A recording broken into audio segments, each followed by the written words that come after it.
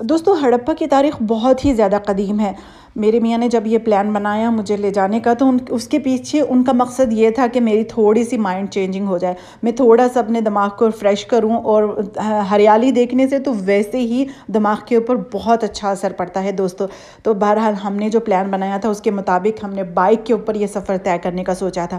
چیچاوتنی سے ہڑپا کا فاصلہ جو ہے 25 کلومیٹر ہے میکسیمم، تو وہ ہم نے طے کیا بائک کے اوپر۔ الحمدللہ بہت ہی زیادہ انجوائے کیا، راستے میں بہت ہی خوبصورت مناظر تھے، کھیت کھلیان، اور پھر لوگ کام کرتے ہوئے، محنت کش مزدور، ہمارے گاؤں کے لوگ، ہمارے گاؤں کے محنت کش کسان، جن کی وجہ سے سبزیاں، چاول، اناج ہم تک پہنچتا ہے، اور ہم اپنے گھروں میں مزے مزے کے کھانے سبزیاں پکا کر جو ہے انجوائے کرتے ہیں۔ دوستو کھلی ہوئی سرسوں سبز کھیتوں میں سے اتنی خوبصورت، اور کلر کمبینیشن اتنا خوبصورت اور اٹریکٹیو تھا ماشاءاللہ، دماغ خود بخود ہی فریش ہو جاتا ہے۔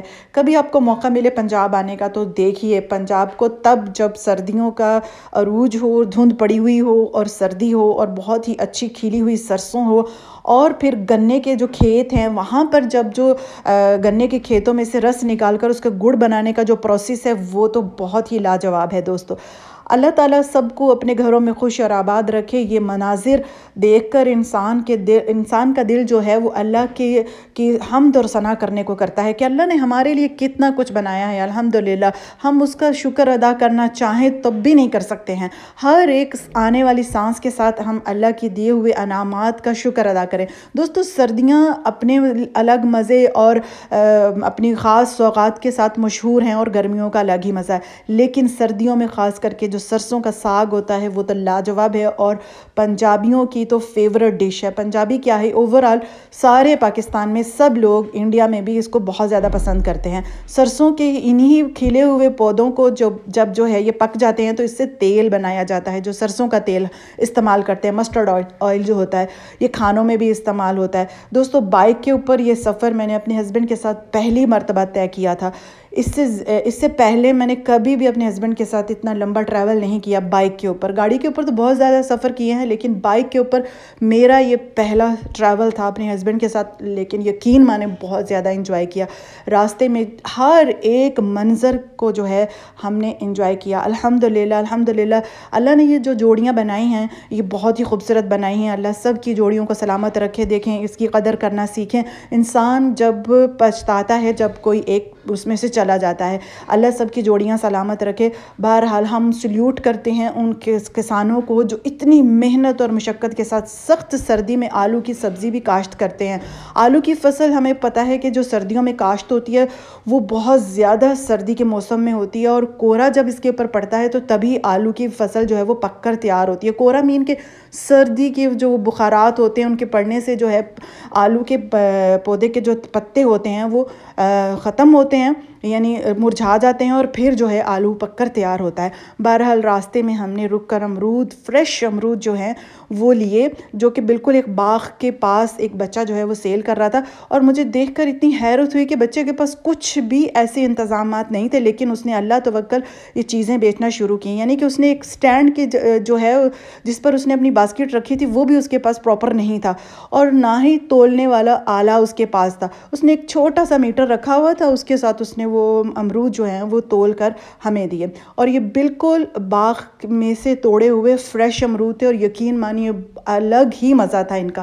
اسی طرح سے جو ہے ایک ڈھابے پر سے ہم نے الحمدللہ بہت ہی مزیدار سموسے اور پکوڑے خریدے۔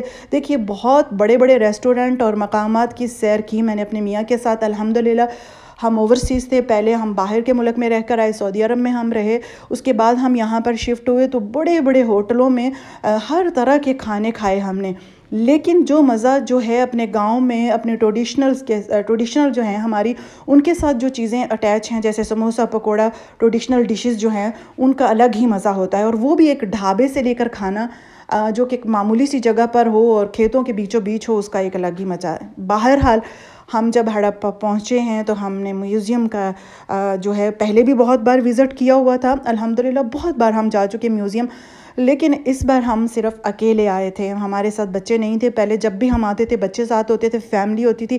اس بار میں اور میرے ہسبینڈ اکیلے تھے. بہت زیادہ خوبصورت لگا یہ سارا کچھ دیکھ کر، اور مائنڈ بالکل فریش ہو گیا. حالانکہ ہم پہلے بھی آئے تھے لیکن بالکل ایسا لگا جیسے میں پہلی بار آئی ہوں، کیونکہ اتنے دنوں کی وہ جو ایک انزائٹی میں تھی، بہت زیادہ ڈپریشن میں تھی. بابا کے جانے کے بعد بہت زیادہ پریشان تھی، ہمیشہ روتی رہتی تھی. تو وہ بالکل ایک دم ماحول جب چینج ہوا تو الحمدللہ مجھے بہت اچھا لگا. میرے میاں نے مجھے بہت زیادہ اچھی کمپنی دی. ہم دونوں کو بالکل یہ فیل نہیں ہوا کہ ہم اکیلے ہیں.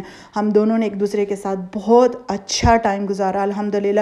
میوزیم کا وزٹ کرتے ہوئے کیمرہ یوز کرنا الاؤ نہیں ہے، لیکن ہم نے اجازت لے کر تھوڑی سی ویڈیوز کلپ جو ہیں وہ بنائے اور بہت زیادہ انجوائے کیا. میرے میاں ہر ایک بات کے اوپر جو ہے وہ وہ لازمی وہ طنزیہ تھوڑا سا ان کا ٹچ دیتے ہیں. وہ لازمی ہر ایک چیز کے اوپر انہوں نے تھوڑی سی ہوٹنگ کرنی ہوتی ہے. وہاں پر پڑے ہوئے مجسموں کو انہوں نے بلی کیا، مجھے اچھا لگا. پھر وہ ہر کسی کو بلی کرتے ہیں، یہ ان کی عادت ہے، لیکن وہ بہت اچھے ہیں مزاج کے. اللہ ان کی زندگی میں برکت عطا فرمائے، اللہ ان کا سایہ میرے بچوں پر سلامت رکھے، اللہ آپ کے گھر والوں کو بھی آپ پر ہمیشہ سلامت رکھے، اللہ زندگیوں میں برکت ڈالے. دوستو بہرحال ان ساری چیزوں کو دیکھ کر مجھے نہیں لگا کہ یہ چیزیں اس دور کی ہیں. بہرحال کچھ چیزیں تھی بھی، لیکن زیادہ تر چیزیں جو تھیں وہ خود سے بنائی ہوئی رکھی ہوئی تھی، بس جسٹ میوزیم کے لیے. وہاں پر چارجز ہیں دیکھنے کے، لیکن اتنے زیادہ بھی ہائی چارجز نہیں ہیں.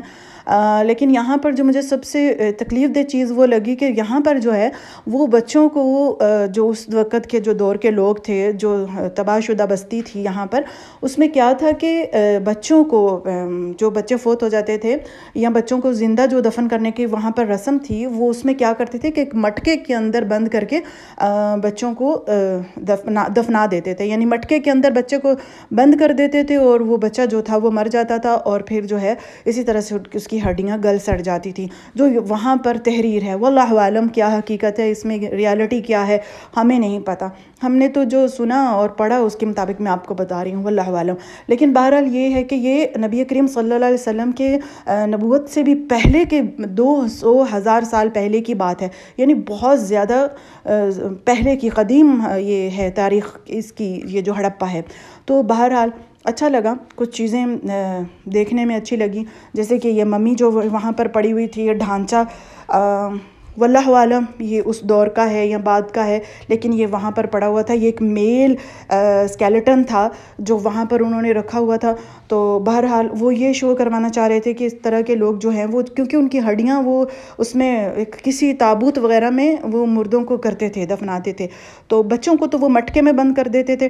تو بہرحال یہ جو کھدائی کے دوران جو چیزیں ملی ہیں، یہ ان میں سے ایک جو ہے ایک میل اور فیمیل کا ڈھانچہ ہے. جو فیمیل تھی اس کے انہوں نے جو ہے وہ زیورات وغیرہ بھی اس کو ویسے ہی پہنے ہوئے تھے جیسے کہ انہوں نے بتایا کہ یہ زیورات کے سمیت ہی اس کو دفنایا گیا تھا. تب ہوگی ان کی رسم ایسی کہ وہ زیورات کے ساتھ ان کو دفناتے ہوں گے، واللہ عالم.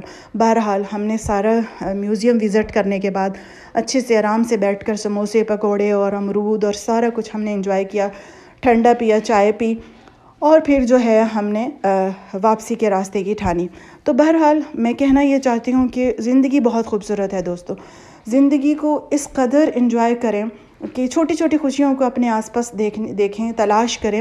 خوشیاں ہمارے آس پاس ہی ہوتی ہیں. ہم لوگ جو ہیں وہ مایوس ہو جاتے ہیں اللہ کی ذات سے، اور ڈپریشن کی طرف چلے جاتے ہیں، اسٹریس کے مریض ہو جاتے ہیں، انزائٹی کے مریض ہو جاتے ہیں بلا وجہ سوچ کر اس چیز کو کہ ایک چیز جو ہے وہ ہم سے کھو گئی ہے. تو یہ دنیا کا نظام ہے، یہ اسی طرح سے چلتا ہے، جو آتا ہے اس کو جانا بھی ہوتا ہے. تو یہ ایک تسلی ہے جو ہم دل کو دے کر سمجھانے کی کوشش کرتے ہیں، لیکن جو چلے جاتے ہیں ان کی کمی تو دوستوں کوئی نہیں پوری کر سکتا ہے. بہرحال اس میوزیم کے بعد جو ہے وہ جو کھنڈرات جہاں پر ان لوگوں کے رہائشیں تھیں، جہاں پر ان کا پورا سسٹم تھا، اس کا ہم نے وزٹ کیا. تو ہر ایک چیز کی جو ہے انہوں نے تاریخ مینشن کر کے رکھی ہوئی ہے، لیکن اتنا ٹائم نہیں ہے کہ میں آپ کو ہر چیز وزٹ کراؤں. لیکن بہرحال ان شارٹ یہ بتاتی ہوں کہ سارا ان کا جو بھی سسٹم تھا، یعنی کہ ان کا سیوریج کا نظام، ان کے غلہ اندازی کا جو غلہ اندازی کرتے تھے وہ، یعنی کھانے پینے کی چیزیں کس طرح سے وہ سیو کرتے تھے، وہ سب جو ہے وہ یہاں پر انہوں نے شو کیا ہے، اور وہ وہاں پر ویسے کے ویسے ہی سارے کھنڈرات جو ہیں ان میں چیزیں موجود ہیں، ان کے سیوریج کا، ان کے گھروں کے بنانے کے نقشے، اور کس طرح سے وہ لوگ اپنے گھر بناتے تھے، وہ ہر چیز جو ہے انہوں نے یہاں پر دکھانے کی کوشش کی ہے۔ بہرحال ایک بہت وسیع ایریا ہے جو ہڑپا کے میوزیم والوں نے کور کیا ہوا ہے۔ تو اسی کے ساتھ ملحقہ قبرستان ہے، جس کو دیکھ کر مجھے یہ لگتا ہے کہ اس کھنڈرات والی جگہ کے ساتھ قبرستان کو نہیں ہونا چاہیے تھا۔ بہرحال قبرستان کے بنانے کے پیچھے کیا مصلحت ہے، کیوں بنایا، یہ تو ان کو ہی پتہ ہوگا۔